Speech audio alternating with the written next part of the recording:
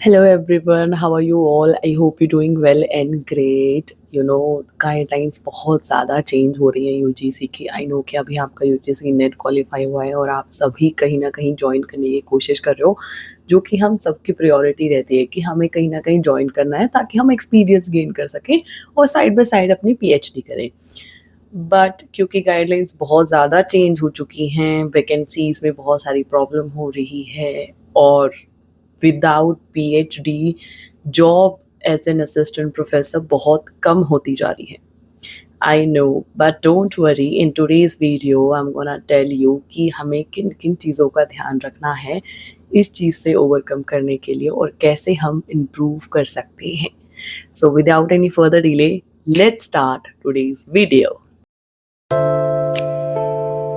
सो UGC की guidelines जो Covid time में आई थी फॉर यूनिवर्सिटीज़ की, यूनिवर्सिटीज़ में असिस्टेंट प्रोफेसर बनने के लिए आपके पास यूजीसी नेट भी होना चाहिए एंड पीएचडी भी होनी चाहिए। बट अभी कुछ टाइम पहले से ही ये सारी चीज़ें अभी ग्राउंड लेवल पे अप्लाई होनी स्टार्ट हुई है और राइट नाउ जो यूजीसी नेट क्वालिफाइड कैंडिडेट्स हैं उन्हें बहुत ज़्यादा चीज़ें फेस करनी पड़ रही है कि यूनिवर्सिटीज़ में अब वो नहीं पढ़ा सकते हैं। क्योंकि पहले क्या होता था, अगर आपने यूजीसी नेट क्वालिफ़ाई कर लिया है, तो आप यूनिवर्सिटीज़ में पढ़ाने के लिए भी एलिजिबल होते हो और नॉर्मली सब यही करते थे। यूजीसी नेट क्वालिफ़ाई करके वो एक यूनिवर्सिटी या फिर कॉलेज जॉइन कर लेते थे और साइड बाय साइड अपनी पीएचडी करते रहते थे। पीएचडी बेसिकली मैंडेटरी सिर्फ कुछ केसेस में होती थी, जैसे कि अगर आपको सेंट्रल यूनिवर्सिटीज़ में पढ़ाना है तो आपके पास पीएचडी होनी चाहिए। अगर आपको असिस्टेंट प्रोफेसर से प्रमोट होके एसोसिएट प्रोफेसर बनना होता है तो उस केस में आपकी पीएचडी मैंडेटरी है। अगर आपके पास नहीं होगी तो आपका प्रमोशन नहीं हो पाएगा। ओके, बट अभी असिस्टेंट प्रोफेसर लेवल पे ही पीएचडी को कंपलसरी कर दिया गया है। बहुत सारी यूनिवर्सिटीज़ हैं जो यूजीसी नेट कैंडिडेट्स को डिनाई कर रहे हैं कि विदाउट पीएचडी आप नहीं पढ़ा सकते हो। ये चीज़ें बहुत ज़्यादा देखने को मिल रही हैं। आई नो कि आप बहुत ज़्यादा उदास और निराश भी हो रहे होंगे। तो इन चीज़ों से ओवरकम करने का सिर्फ यही एक तरीका है कि आप सबसे पहले रिलैक्स रहो और ऐसी यूनिवर्सिटीज़ ढूंढो जहाँ पे अभी ये चीज़ें एप्लीकेबल नहीं हुई हैं। बट ऐसी बहुत ही रेयर यूनिवर्सिटीज़ हैं जहाँ पे नहीं हुई है, क्योंकि ऑलमोस्ट हर यूनिवर्सिटी में ये चीज़ें एप्लीकेबल हो चुकी हैं। बहुत सारे कॉलेजेस भी हैं जो बहुत ज़्यादा अच्छे कॉलेजेस हैं, जिनके पास मतलब बहुत अच्छा अमाउंट है, जिस कॉलेज के पास बहुत ज़्यादा रेप्यूटेड हैं, वो लोग भी without PhD as an assistant professor hire नहीं कर रहे हैं यूजीसी नेट क्वालिफाइड कैंडिडेट्स को। तो हम क्या करें, कैसे अपने लिए एक अच्छी जॉब ढूंढें कि हम कुछ अर्न कर सकें एंड साइड बाय साइड अपनी पीएचडी को परस्यू कर सकें। तो क्योंकि अब आपको पता चल गया है कि बहुत सारी चीज़ें हैं जो बदल चुकी हैं, तो पीएचडी को डिले मत करना। अगर आप ये सोच रहे हो कि कुछ टाइम आप as an assistant professor continue करोगे और उसके बाद पीएचडी करोगे, तो ऐसा मत करना। पीएचडी में एडमिशन अभी ले लो, क्योंकि कुछ नहीं पता कल कौन से चेंजेस आ जाएं। तो डिले मत करो, अभी पीएचडी में एडमिशन ले लो और उसे स्टार्ट कर दो।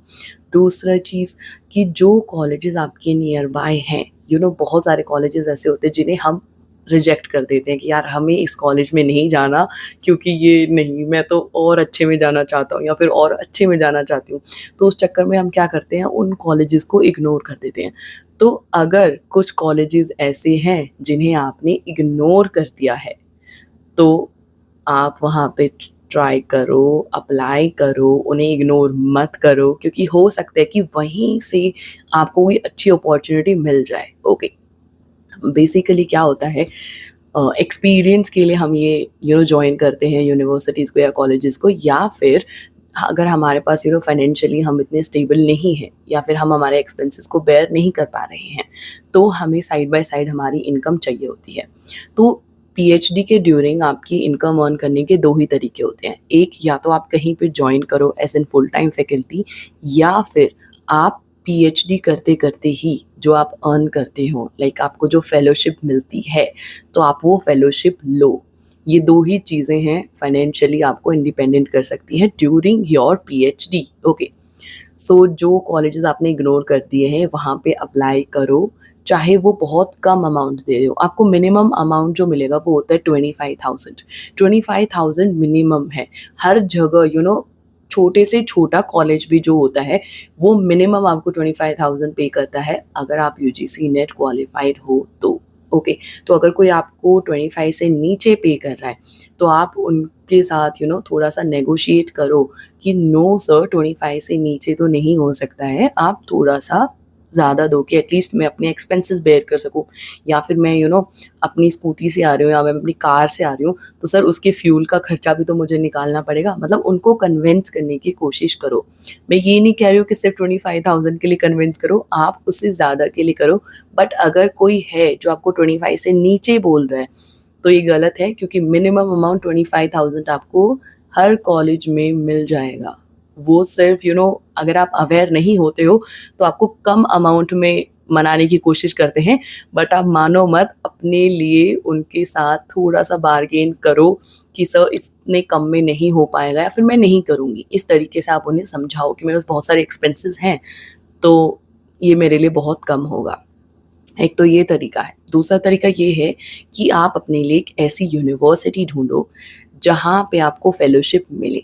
जब आप उस यूनिवर्सिटी में जा रहे हो, तो वहाँ पे बात कर रहे हो, तो तभी आप उनके साथ ये भी बात करो कि सर आपकी फेलोशिप का क्या क्राइटेरिया है? लाइक आप पेपर कंडक्ट करते हो फेलोशिप के लिए, या फिर कोई इंटरव्यू राउंड होता है, और अगर इंटरव्यू होते हैं तो उसमें किन-किन चीज़ों के बारे में आप लोग पूछते हो, या फिर क्या प्लस पॉइंट हो सकता है जो मेरे पास रहे ताकि मुझे वो फेलोशिप मिल जाए। ओके, तो फेलोशिप लेने की पूरी कोशिश करनी है और कोशिश करनी है कि आप कहीं पे जॉइन कर लो।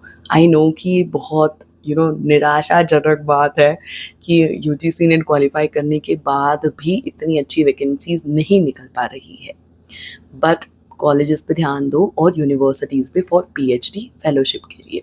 दूसरी चीज़, अगर आप पीएचडी परस्यू कर रहे हो और आपका ऐसा लाइक एज सच इतना माइंडसेट नहीं है कि आपको सिर्फ कॉलेज लाइन में ही करना है, तो अगर आपने यूजीसी नेट क्वालिफाई किया हुआ है तो आप स्कूल लेवल में पीजीटी लेवल की टीचर बन सकते हैं, जहाँ से आपको एक बहुत अच्छा अमाउंट रिसीव होगा। बट ये डिपेंड करता है कि आपने किस सब्जेक्ट में यूजीसी नेट क्वालिफाई किया है। फॉर एग्जांपल मैंने कॉमर्स में किया है तो मैं पीजीटी कॉमर्स बन सकती हूँ, मुझे बहुत अच्छा अमाउंट रिसीव हो सकता है, क्योंकि 11th-12th में कॉमर्स होता है। फॉर एग्जांपल आपने फिजिक्स में किया है तो भी आप पीजीटी फिजिक्स बन सकते हो। क्यों? क्योंकि वो आपके 11th-12th में कवर हो जाता है। अगर कोई ऐसा सब्जेक्ट है जो नॉर्मली हर स्कूल में या फिर बहुत रेप्यूटेड स्कूल में नहीं होता है, तो वेट, तो आपने क्या करना है, अपने सब्जेक्ट के हिसाब से स्कूल ढूँढना है जहाँ पे एज़ एन पीजीटी आप लग सकते हो, तो वहाँ से आपको एक बहुत अच्छा अमाउंट अर्न करने के मिलेगा, ठीक है? तो अपॉर्च्युनिटीज़ आज के टाइम में कहीं के भी मिस नहीं करनी चाहिए। इतने लाइक स्टिक मत रहो आप किसी भी चीज़ पे कि मैं तो सिर्फ़ कॉलेज में ही जॉइन करूँगी या तो मैं तो सिर्फ़ यूनिवर्सिटी ही जाऊँगा। नहीं, जहाँ अपॉर्च्युनिटीज़ मिल रही है वहीं पे पकड़ लो उसे, क्योंकि चीज़ें अब बहुत बदल गई हैं, ओके?